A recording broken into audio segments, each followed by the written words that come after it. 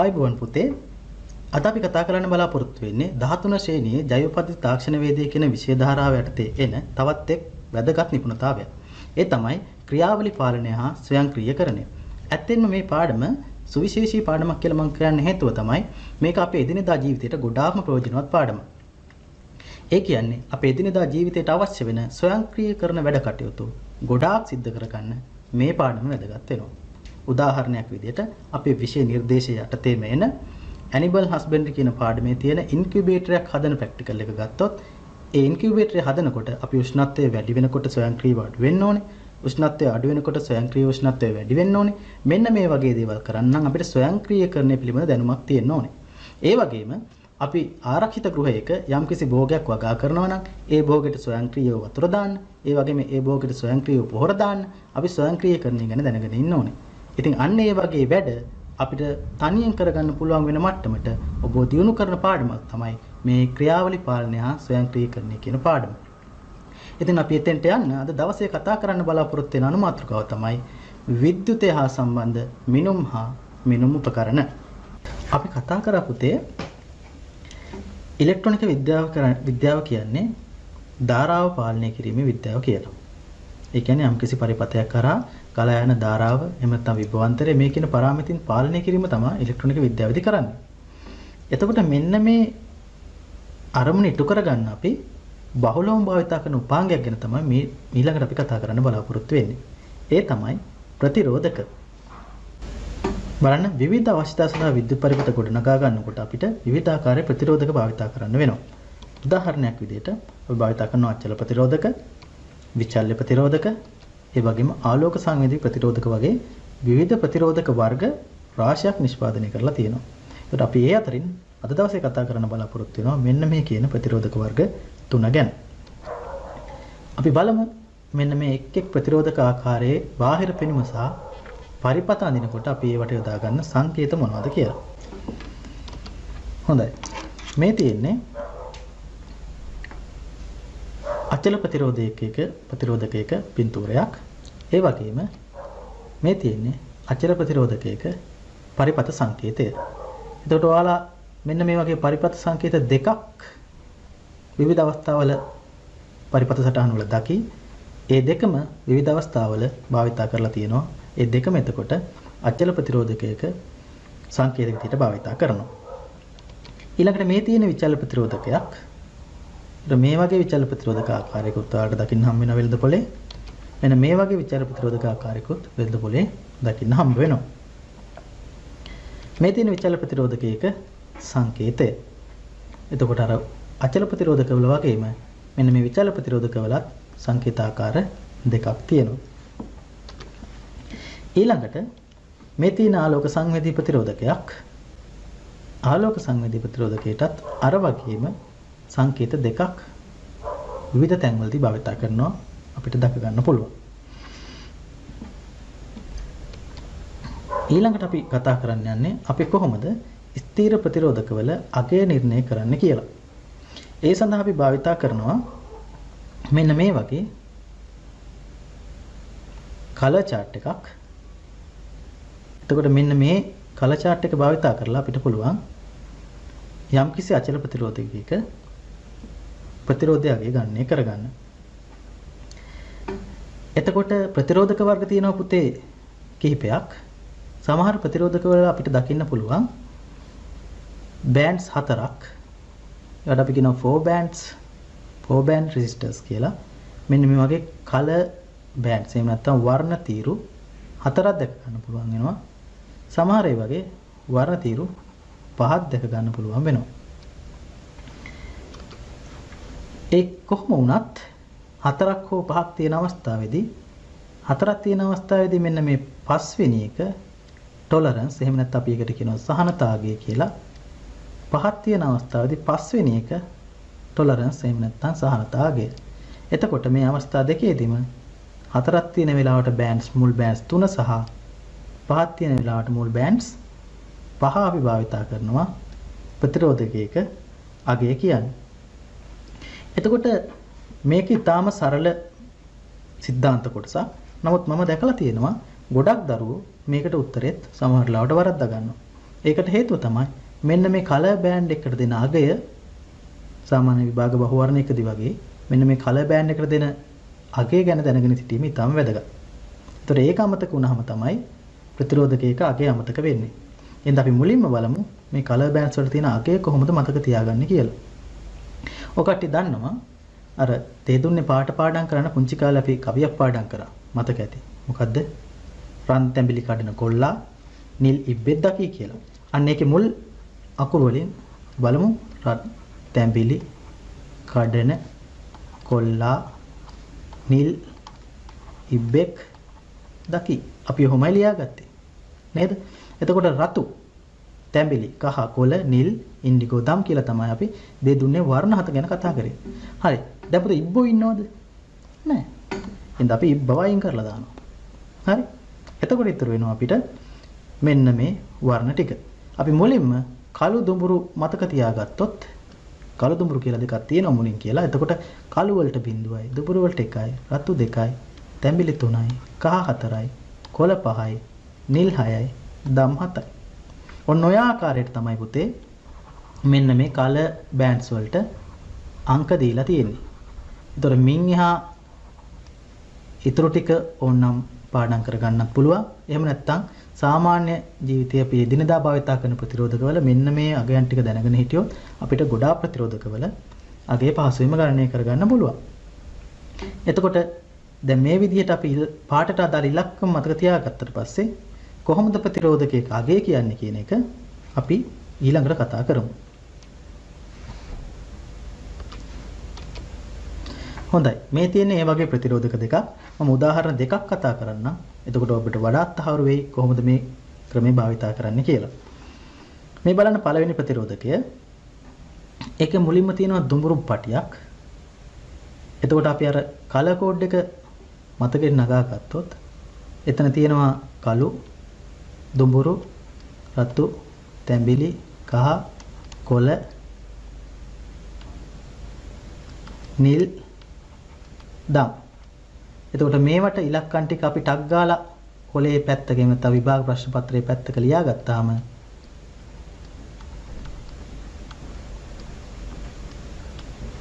අපිට ඉක්මනින්ම මේ ප්‍රතිරෝධකයේ අගය ගණනය කරගන්න පුළුවන්.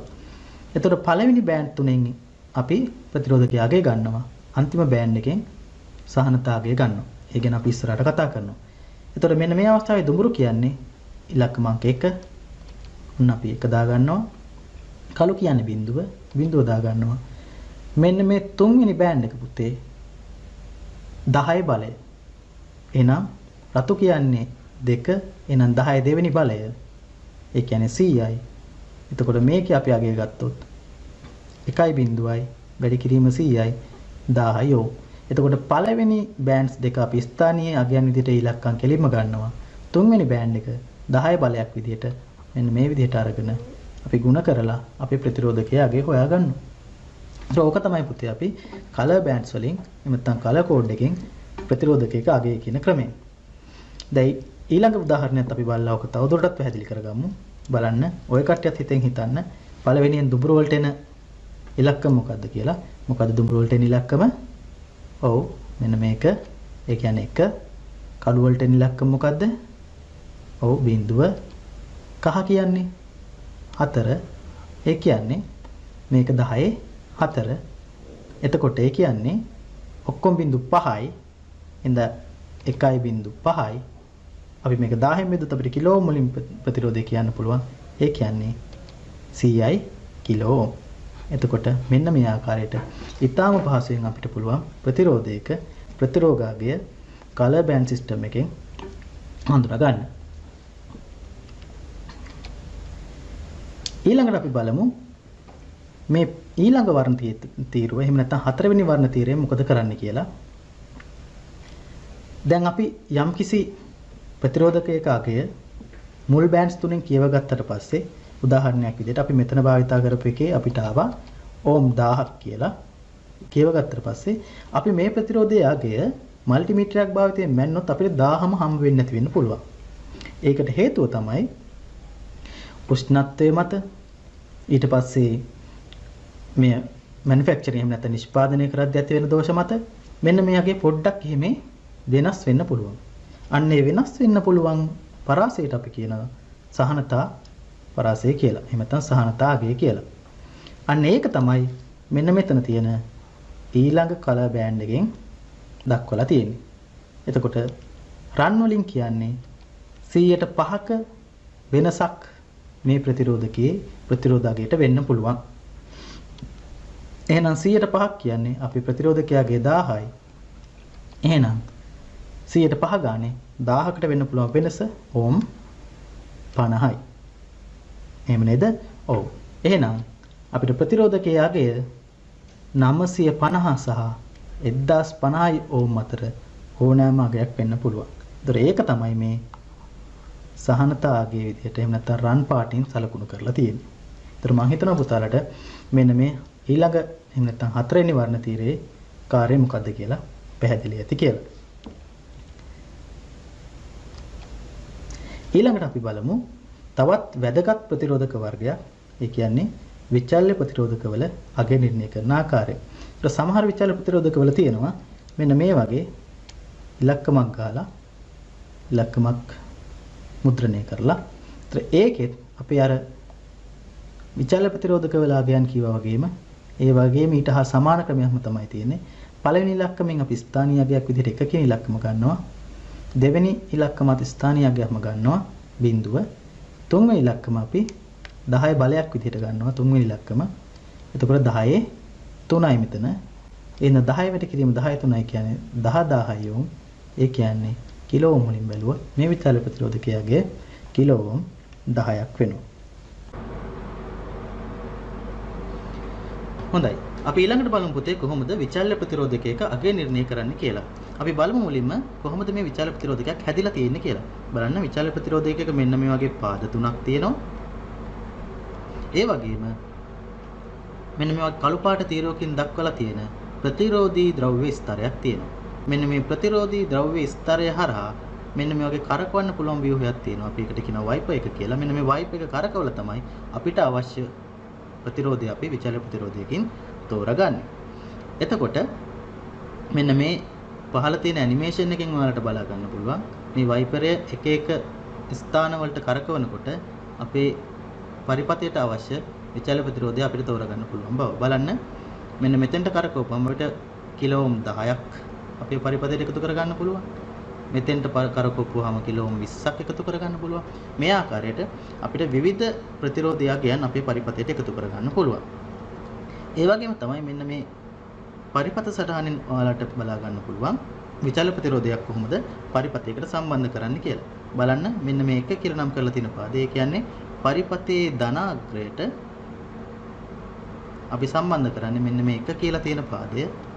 ඒ වගේම පරිපතේ ඍණාග්‍රයට මෙන්න මේ 3 කියලා තියෙන පාදය සම්බන්ධ කරන්නත් පුළුවන්. එහෙම නැත්නම් සම්බන්ධ නොකර ඉන්නත් පුළුවන්. මෙන්න මේ දෙක කියලා නම් කරලා තියෙන පාදයෙන් තමයි එහෙම නැත්නම් වයිපරයේ සම්බන්ධ පාදයෙන් තමයි අපි අවුට්පුට් එක එහෙම නැත්නම් ප්‍රතිදාන පරිපතයට අවශ්‍ය ප්‍රතිරෝධය ලබා ගන්න. හොඳයි. අපි බලමු දැන් අපේ පරිපතයට කොහොමද මේ විචල්්‍ය ප්‍රතිරෝධයක වයිපරයේ කරකවනකොට ප්‍රතිරෝධයක් එකතු වෙන්නේ කියලා. අපි ඒකට පුංචි උදාහරණ ටිකක් බලමු. බලන්න මේ සටහන දිහා.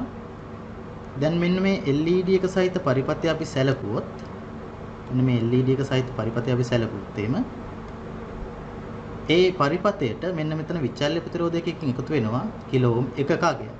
ඒ වගේම බලන්න මේ ධාරාව යන මාර්ගය ධනාග්‍රයෙන් ගමන් කරනවා. ඊට පස්සේ විචල්්‍ය ප්‍රතිරෝධකයට එනවා. විචල්්‍ය ප්‍රතිරෝධකයේ ප්‍රතිරෝධී ද්‍රව්‍ය ස්තරය හරහා මෙන්න මෙච්චර දුරක් ගමන් කරලා වයිපරය හරහා ඇවිල්ලා පරිපතය LED බල්බය හරහා ඇවිල්ලා පරිපතය සම්පූර්ණ වෙනවා. එතකොට විචල්්‍ය ප්‍රතිරෝධකයේ හරහා එන මෙන්න මේ දුරෙන් අපිට එකතු වෙනවා කිලෝ ඕම් 10ක ප්‍රතිරෝධයක්. ඒ අනුව පරිපතේ මුළු ප්‍රතිරෝධය වෙනවා පුතේ ස්ථීර ප්‍රතිරෝධකයෙන් ආපු කිලෝ ඕම් 1යි විචල්්‍ය ප්‍රතිරෝධයෙන් ආපු කිලෝ ඕම් 10යි. ඒ කියන්නේ කිලෝ ඕම් 11ක් මේ පරිපතයට එකතු වෙනවා. අපි බලමු තවත් උදාහරණයක්. බලන්න මේ අවස්ථාවේදී ස්ථීර ප්‍රතිරෝධකයෙන් කිලෝ ඕම් 1යි විචල්්‍ය ප්‍රතිරෝධකයෙන් කිලෝ ඕම් එකතු වෙනවා 50ක්. එතකොට අපේ පරිපථයේ මුළු ප්‍රතිරෝධය වෙනවා කිලෝ ඕම් 51ක්. කිලෝ ඕම් 51ක්. බලමු අපි මේ අවස්ථාවේදීත් කොහොමද අපේ ධාරාව ගලන්නේ කියලා. ධනාග්‍රයෙන් එනවා. මෙන්න මේ ආකාරයට අපේ ස්ථිර ප්‍රතිරෝධකේ පහු කරනවා. ඊළඟට අපේ විචල්‍ය ප්‍රතිරෝධකයට යනවා. විචල්‍ය ප්‍රතිරෝධකේ ප්‍රතිරෝධී ද්‍රව්‍ය ස්තරය හරහා උතේ මෙන්න මෙච්චර දුරක් මේ අවස්ථාවේදී අපේ ධාරාව ගලන්න ඕනේ. අන්න ඒ නිසා තමයි මෙතන කිලෝ ඕම් 50ක ප්‍රතිරෝධයක් මේකට එකතු වෙන්නේ.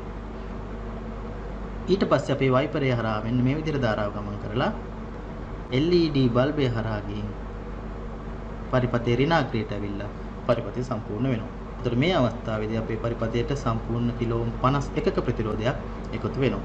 අපි තවත් උදාහරණයක් බලමු පුතේ. මේ අවස්ථාවේදී බලන්න. දැන් අපි දන්නවා ධාරාව ගලන් යන විදිය. මේ ආකාරයට ගලන් යනවා. අපේ විචල්‍ය ප්‍රතිරෝධකයේ දිරේ මෙච්චර දිගක් ගලන් යනවා.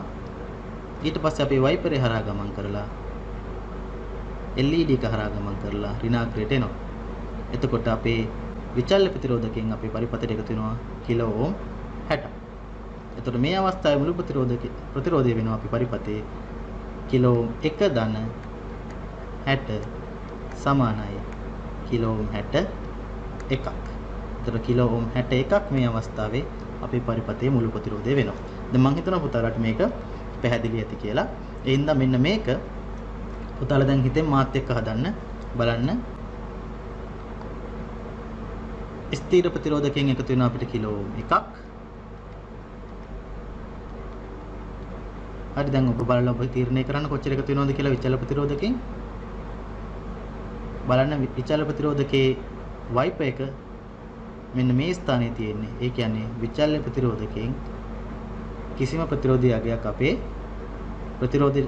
පරිපථයට එකතු වෙන්නේ නැහැ. ඒ හින්දා විචල්‍ය ප්‍රතිරෝධකයෙන් එකතු වෙන්නේ නැහැ. ඉතින් සම්පූර්ණ ප්‍රතිරෝධය කිලෝ ඕම් 1යි මේ අවස්ථාවේදී. මෙන්න මේ විචල්‍ය ප්‍රතිරෝධකය මෙන්න මේ අවස්ථාවේ තියෙනකොට කිසිම ප්‍රතිරෝධයක් අපේ පරිපථයට එකතු වෙන්නේ නැති නිසා අපි මෙන්න මේ කිලෝ ඕම් 1 ස්ථිර ප්‍රතිරෝධකේ භාවිතා නොකළ නම් පුතේ මෙන්න මේ වෙලාවේ අපේ LED බල්බය දැල්වී යන්න පුළුවන්. අන්න ඒ හේතුව හින්දා තමයි මෙන්න මේ 1 කිලෝ ඕම් ප්‍රතිරෝධය යෙදීම අනිවාර්යයෙන්ම කරන්න ඕනේ. මම හිතනවා පුතාලට දැන් මෙන්න මේ 1 කිලෝ ඕම් ස්ථිර ප්‍රතිරෝධකයේ යෙදුවේයි කියලා පැහැදිලි වෙන්න ඇති කියලා. හොඳයි. ඊළඟට අපි බලමු පුතේ මේක කොහොමද අපි පරීක්ෂණාත්මකව ක්‍රියාකාරකමකින් පරීක්ෂා කරලා බලන්නේ කියලා. හොඳයි. එතකොට අපි බලමු අපි කොහොමද මේක බ්‍රෙඩ් බෝඩ් එක සවි කරන්නේ කියලා. බ්‍රෙඩ් බෝඩ් එක උපාංග සවි කරන හැටි අපි පොඩ්ඩක් කතා කරා. එහෙනම් මේ අවස්ථාවේදීත් මේ මූලධර්ම ටික පාවිච්චි කරලා අපේ පරිපථයේ බ්‍රෙඩ් බෝඩ් එකේ සවි කරන ආකාරය පොඩ්ඩක් අවබෝධ කරගෙන ඉමු. බලන්න පුතේ අපිට දැන් පරිපථ කීපයකදීම කතා කරා වගේ මෙන්න මේ ආකාරයට පුළුවන් ධන ඍණ අග්‍ර දෙක බ්‍රෙඩ් බෝඩ් එකට සම්බන්ධ කරන්න. අපි මෙච්චරලා සම්බන්ධ කරේ පුතේ බ්‍රෙඩ් බෝඩ් එකේ ඍණාග්‍රය මෙන්න මේ පැත්තට. හැබැයි මේ වෙලාවේ මම බ්‍රෙඩ් බෝඩ් එකේ ඍණාග්‍රය සම්බන්ධ කරනවා මෙන්න මේ තීරුවට. ඒකට හේතුව තමයි මේ විදිහට සම්බන්ධ කරපුවාම අපිට ඊටාම පහසුවෙන් මේ පරිපථය නිර්මාණය කරගන්න පුළුවන්. හොඳයි. ඊට පස්සේ මම අපේ විචල්‍ය ප්‍රතිරෝධකේ සම්බන්ධ කරගන්නවා මෙන්න මේ ආකාරයට.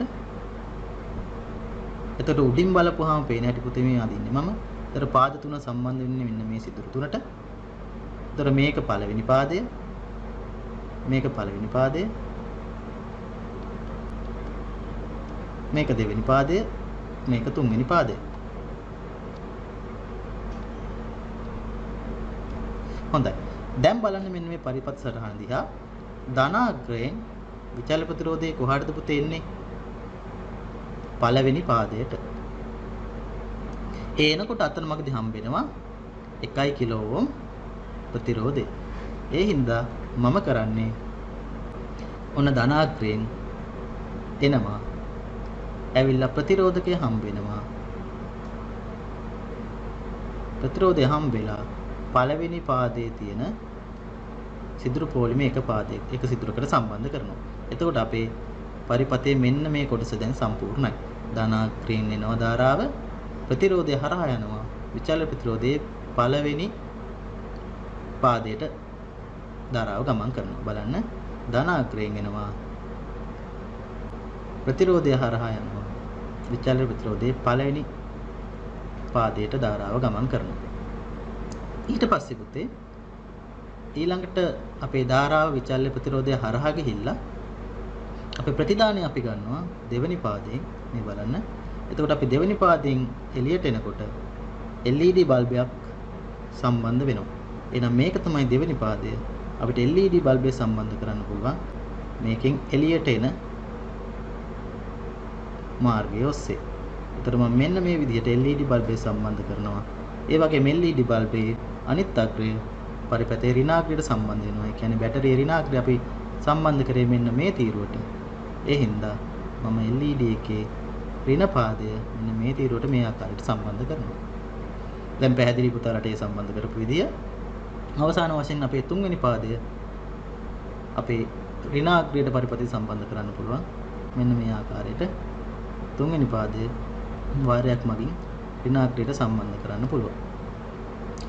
දැන් පැහැදිලි මේක කරපු විදිය ඔක ගැන වැඩිපුර පැහැදිලි කරගන්න පුළුවන් අපි පරීක්ෂණය කරද්දී.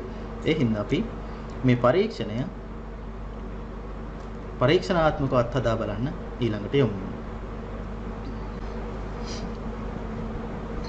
හරි. දැන් බලන්න පුතේ මම ඒ පරීක්ෂණය තමයි මේ ආකාරයට මේක කලින් සූදානම් කරලා තියෙන්නේ.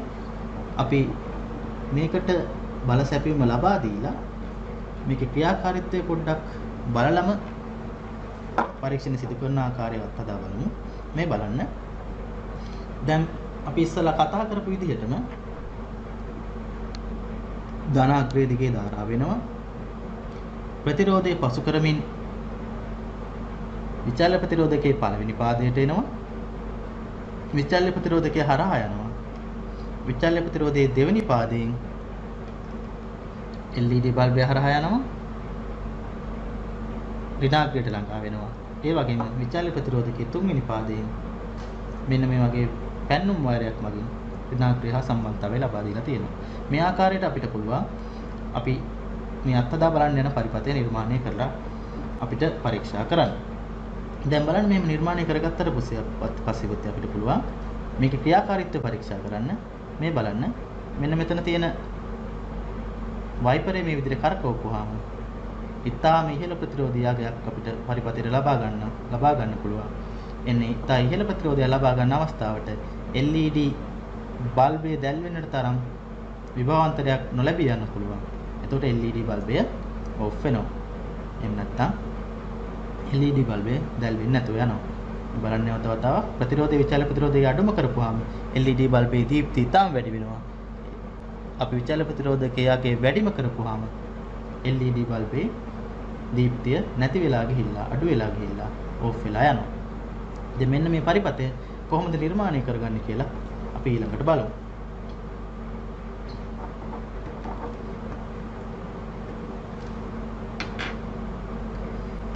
මම මුලින්ම මේ උපාංග ටික ගලවලා ඉන්න.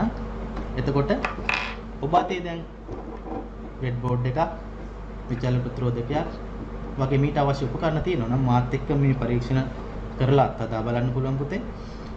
හොඳයි අපි මුලින්ම කරන්නේ විචල්‍ය ප්‍රතිරෝධය සම්බන්ධ කරගන්න එක. මේ බලන්න. ඒකේ මෙන්න මේ වගේ පාද තුනක් තියෙනවා. මේ වගේ පාද තුනක් තියෙනවා. එතකොට අපි බ්‍රෙඩ් බෝඩ් එකට මෙන්න මේ ආකාරයට විචල්‍ය ප්‍රතිරෝධය සවි කරගන්න ඕනේ. යම්කිසි කෙනෙක් මෙන්න මේ ආකාරයට සවි කරන්න උත්සාහ කරොත් දැන් අපි දැනටමත් දන්නවා මෙන්න මේ සිදුරු පහ එකිනෙක සම්බන්ධ නිසා එක පොලිංග තියෙන සිදුරු පහ මේක සම්බන්ධ නිසා ඒක වැරදි සම්බන්ධතාවයක්. එන්න හොඳට මතක තියාගන්න පුතේ අපි විචල්‍ය ප්‍රතිරෝධකයේ සම්බන්ධ කරන්න ඕනේ මෙන්න මේ පේලි තුනකට සම්බන්ධ වෙන විදිහට. ඒතර මේ සම්බන්ධය අපිට මෙන්න මේ ආකාරයට ඇති කරගන්න පුළුවන්. එතකොට පුතේ මේක පරීක්ෂණාත්මකව කරනකොට ඔබකට අවබෝධ වෙයි පොඩ්ඩක් ඉරයි මෙන්න මේ විචල්‍ය ප්‍රතිරෝධකයේ බ්‍රෙඩ් බෝඩ් එකට සම්බන්ධ කරනකොට ඒක ගැන බය වෙන්න එපා. තියලා ටිකක් තදින් තද කරන්න. එතකොට අපිට බ්‍රෙඩ් බෝඩ් එකට විචල්‍ය ප්‍රතිරෝධකය මේ ආකාරයට සවි කරගන්න පුළුවන්. දැන් බලන්න අපි පේලි 3කට පාද 3 එන විදිහට විචල්්‍ය ප්‍රතිරෝධකය සවි කරගත්තා. ඊළඟට මම කරන්නේ බැටරි කෑල්ලෙන් ධනාග්‍රය ලබා දෙනවා. මෙන්න මේ එක පවර් රේල් එකකට බැටරි කෑල්ලෙන් ඍණාග්‍රය ලබා දෙනවා. ඒ පැත්තෙම තියෙන අනිත් පවර් රේල් එකට. දැන් එතන මේ පිටින් තියෙන පවර් රේල් එක ධනාරෝපිතයි. ඇතුලෙන් තියෙන පවර් රේල් එක ඍණාරෝපිත වෙනවා. මේ ආකාරයට අපිට පුළුවන් විචල්්‍ය ප්‍රතිරෝධකය සම්බන්ධ කරගන්න. අපි වයිපරය මේ පැත්තට කරකවලා අපි අඩුම ප්‍රතිරෝධය අගට හදාගමු. ඊට පස්සේ අපි ප්‍රතිරෝධකය හරහා අපි විචල්්‍ය ප්‍රතිරෝධකයේ පළවෙනි පාදයට සැපයුම ලබා දෙමු. ඊට පස්සේ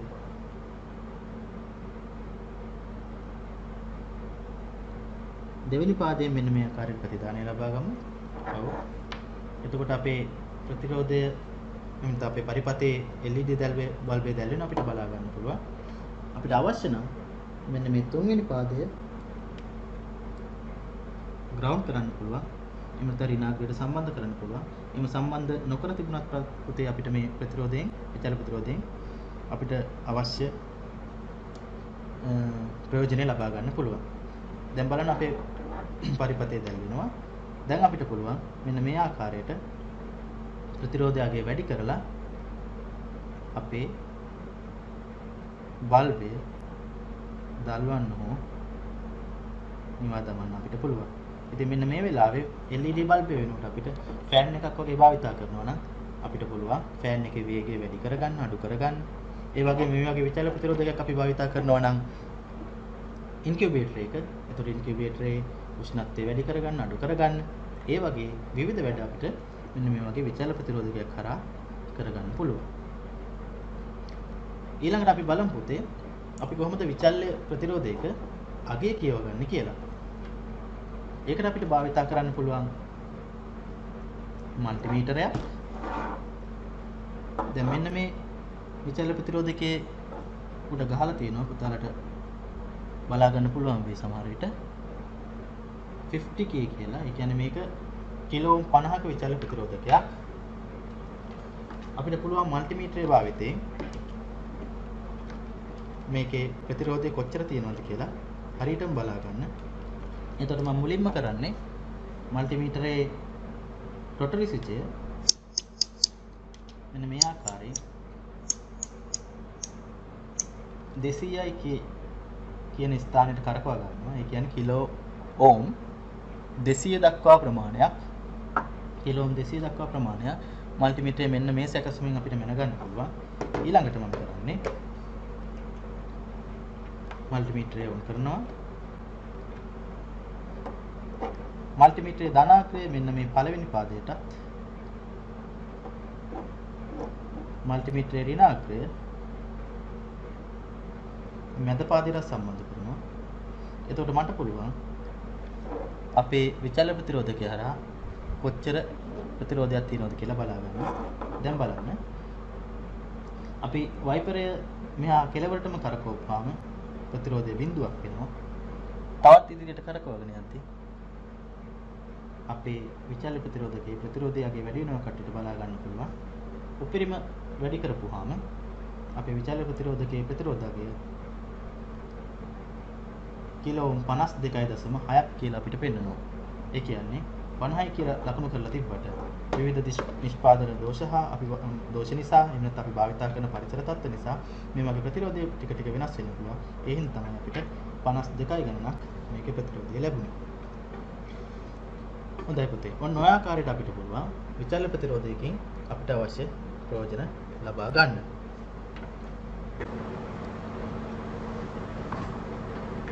හොඳයි පුතේ.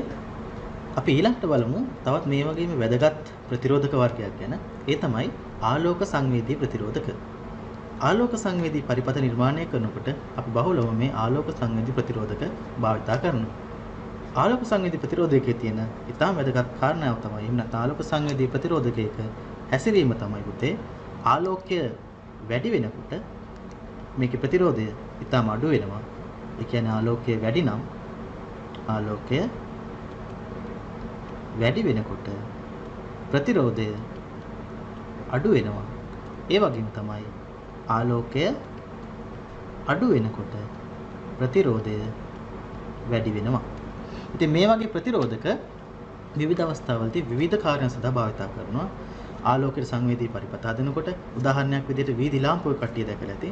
දැන් ඉස්සර නම් වීදි ලාම්පුව ඔන් කරන්න නගර සභාවේ කවුරු හරි සේවක මහත්තයෙක් දිග කොක්කක් අරගෙන ගිහිල්ලා වීදි ලාම්පුව වල ස්විච් එක දානවා. නමුත් දැන් ඒ වගේ දෙයක් කරන්නේ නැහැ පුතේ. දැන් ඒවා හැම එකටම ආලෝක සංවේදී පරිපථ සවි කරලා තියෙනවා.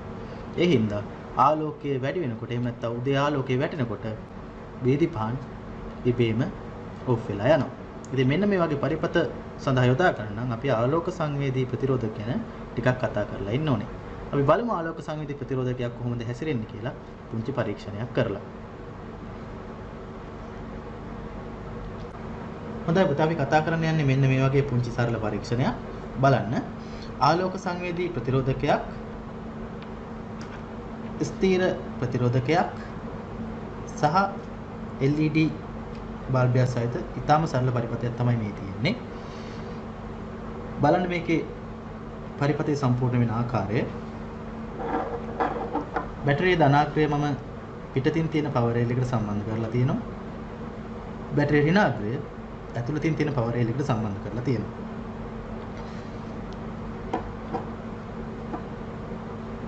බැටරිය ධනාග්‍රයෙන් එන ධාරාව අපේ ආලෝක සංවේදී ප්‍රතිරෝධකය හරහා ගලාගෙන එනවා. ඊට පස්සේ ආලෝක සංවේදී ප්‍රතිරෝධකයෙන් විචල්්‍ය ආලෝක සංවේදී ප්‍රතිරෝධකයෙන් අපි ස්ථිර ප්‍රතිරෝධකයට ධාරාව ගලන් එනවා. ස්ථිර ප්‍රතිරෝධකයෙන් LED බල්බය හරහා බැටරිය ඍණාග්‍රයට ගමන් කරනවා. මෙන්න මේ ආකාරයට තමයි මේ පරිපථය හදලා තියෙන්නේ. හොඳයි. දැන් මේ වගේ පරිපථයක් හදාගන්න දුවල පුතාලා දන්නවා කියලා මම විශ්වාස කරනවා. ඊළඟට අපි බලමු මෙන්න මේ ආලෝක සංවේදී ප්‍රතිරෝධකයට මේ වගේ ආවරණයක් යොදලා LED බල්බේ දීප්තියට මොකද වෙන්නේ කියලා. බලන්න දීප්තිය ඉතාම අඩු වුණා. අපි ආලෝක සංවේදී ප්‍රතිරෝධකයට එන ආලෝකය සම්පූර්ණයෙන්ම කපා හැරියොත් එහෙම බලන්න LED බල්බේ දීප්තිය ඉතාම අඩු වෙනවා. ඒ වගේම ආලෝක සංවේදී ප්‍රතිරෝධකයට ආලෝකය ලැබෙන සැලැස්සුවොත් එහෙම LED බල්බේ දීප්තිය ඉතාම වැඩි වෙනවා. මේක ආලෝක සංවේදී ප්‍රතිරෝධකය අපි මේ විදිහට ආවරණය කරනකොට සිද්ධ වෙන්නේ පුතේ. ආලෝක සංවේදී ප්‍රතිරෝධකයට එන ආලෝකය අඩු වෙන හින්දා අපි ඉස්සෙල්ලා කතා කරා වගේ ආලෝක සංවේදී ප්‍රතිරෝධකයේ ප්‍රතිරෝධය ඉතා ඉහළගේ කරපත් වෙනවා. ඒ වගේම නිරාවරණය කරපුවාම එළිය වැටෙන නිසා ආලෝක සංවේදී ප්‍රතිරෝධකයේ ප්‍රතිරෝධය අගය ඉතාම අඩු වෙනවා. අන්න ඒ නිසා තමයි අපි මේ විදිහට ආවරණය කරපු වෙලාවදී බල්බේ නොදැල් වෙන්න හේතුව. එතකොට බල්බේ දැල් වෙන තරම් අවශ්‍ය ධාරාවක් මේ පරිපථය හරහා ගලා යන්නේ නැහැ. ඒ වගේම බල්බේ දැල්වීමට අවශ්‍ය විභවාන්තරය ඇත්තටම බල්බෙට ලැබෙන්නේ නැතුව යනවා. අන්න ඒක තමයි මේ වෙලාවේ බල්බය නොදැල් වෙන්න හේතුව. අපි බලමු මේ අවස්ථා දෙකේදී ආලෝක සංවේදී ප්‍රතිරෝධකයේ ප්‍රතිරෝධයගේ සාමාන්‍යයෙන් කොච්චර විතර වෙනවද කියලා. අපිට ආලෝකයේ සහිත වෙලාවේදී මෙන්න මේ ආලෝක සංවේදී ප්‍රතිරෝධයගෙම ඉන්න පුළුවන් මුලින්ම. මම මුලින්ම මෙන්න මේ ආකාරයට බලසැපීම විසන්ධි කරනවා. ඊට පස්සේ මට පුළුවන් ආලෝක සංවේදී ප්‍රතිරෝධකයේ පාද දෙකට මේ ආකාරයට ධනසාරිනාග සම්බන්ධ කරන්න අපේ මල්ටිමීටරේ. දැන් බලන්න මල්ටිමීටරේ පාට අංකය කටට කියව ගන්න පුළුවන්. 0.02 කිලෝ ඕම් වලින් ගන්නවා නම් 10න් වැඩි කරපුවාම ඕම් දෙකක විතර ප්‍රතිරෝධයක්. ඕම් දෙකක විතර ප්‍රතිරෝධයක් තමයි පුතේ ආලෝකයේ තියෙන වෙලාවට ආලෝක සංවේදී ප්‍රතිරෝධකයක තියෙන්නේ. ඒ වගේම අපි ඊළඟට බලමු මෙන්න මේ ප්‍රතිරෝධකය අතින් ආවරණය කරලා අඳුරු කරලා බලමු.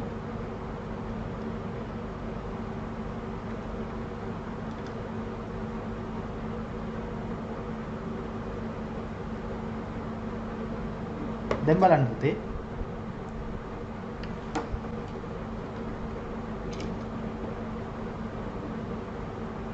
කොච්චර විතර ප්‍රතිරෝධයක් තියෙනවද කියලා බලන්න. මෙගා ඕම්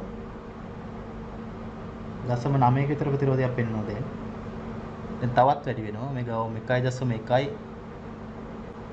1.2 ආසන්න වශයෙන් මෙගාවෝම් 1.2 විතර ප්‍රතිරෝධයක් අඳුරු අවස්ථාවේදී අපේ ආලෝක සංවේදී ප්‍රතිරෝධකයට ලැබෙනවා.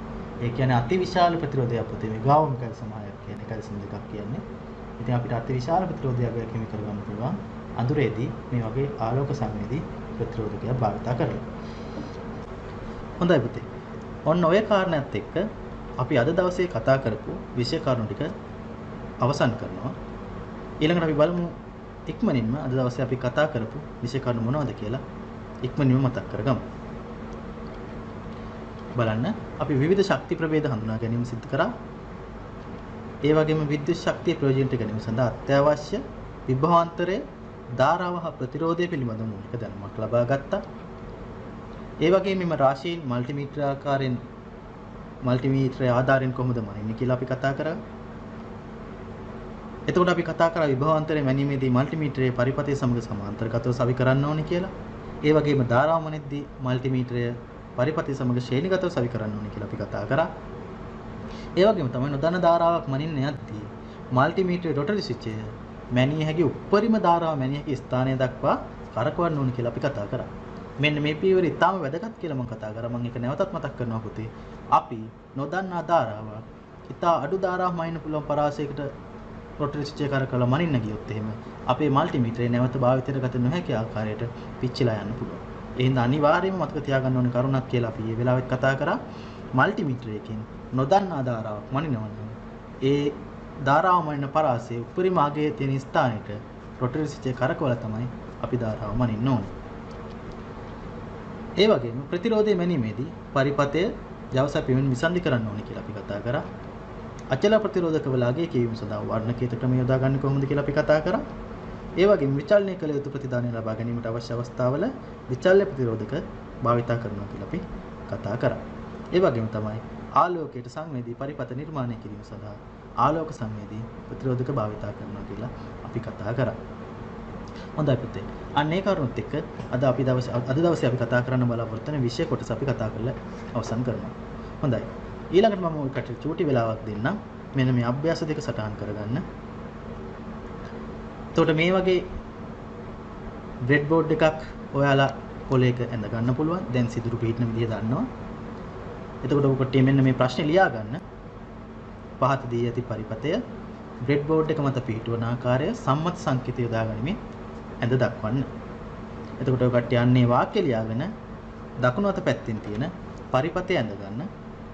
ඒ විදිහට පරිපථය ඇඳ ගත්තට පස්සේ මෙන්න මේ පරිපථය ඇඳ ගත්තට පස්සේ ඒ පරිපථය දිහා බලාගෙන බ්‍රෙඩ් බෝඩ් එක මත මේ කොහොමද අඳින්න ඕනේ කියලා හිමීට කල්පනා කරමින් මේ පරිපථය අඳින්න. එතකොට මේ ආකාරයෙන් ප්‍රශ්නයක් තමයි පුතේ මේ වසරේ විභාගයටත් පැමිණියේ. මෙන්න මේ පාඩම් කොටසින් මේ වගේම පරිපථයක් බ්‍රෙඩ් බෝඩ් එක පිහිටුවන ආකාරයෙන් දක්වන්න තමයි ගියවර විභාගයේදීත් ආවේ. හොඳයි. ඒ ප්‍රශ්නේ ලියා ගන්න දැන් ඔබට ලැබුණු කාල සීමාව ඇති කියලා මම හිතනවා. අපි බලමු අපිට තවත් ප්‍රශ්නයක් තියෙනවා. බලන්න මේකත් ඔබ ලියා ගන්න. පහත දී ඇති එක් එක් උපාංගයේ සංකේත හා භාවිතයක් බැගින් ලියා දක්වන්න. එතකොට ඔබ සංකේතය සහ භාවිතය කියලා මේ විදිහට තීරු දෙකක් හදාගන්න. ඊට පස්සේ අචල ප්‍රතිරෝධක, විචල ප්‍රතිරෝධක, ආලෝක සංවේදී ප්‍රතිරෝධක කියන නම් තුන ලියා ගන්න. එතකොට ඒ සඳහා අපිට ලැබුණු වෙලාව මම හිතනවා ඇති කියලා. හොඳයි. මේ අභ්‍යාස දෙකත් එක්ක අපි අද දවසේ පාඩම නවත්තනවා. මේ අභ්‍යාස වලට උත්තර සහ තවත් මේ වගේම ඉතාම ප්‍රයෝජනවත් පාඩමක් සමග අපි ආයෙ දවසක හම්බ වෙමු. එතකම් ඔබ හැම දිනකටම ආයුබෝවන්.